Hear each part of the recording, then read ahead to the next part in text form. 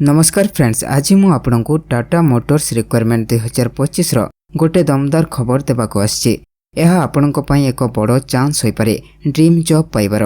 Tata Motors रे अनेक post पई रिक्वायरमेंट चली छे, जेमिति customer support service, accountant, sales, security boy, helper, SR manager, personal assistant, trainee engineering manager आउ अदर पोस्ट पई वैकेंसी रही।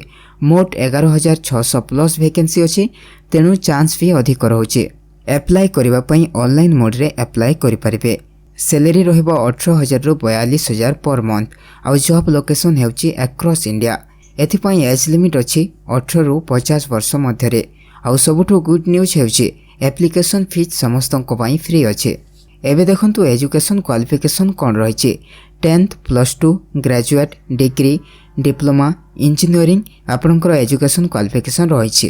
तेणु जदि आपण एलिजिबल अछंती ताले जल्दी अप्लाई करंतु। स्टार्टिंग डेट ऑलरेडी आरंभ हो गलानी और लास्ट डेट रहिछि एज सून एज पॉसिबल।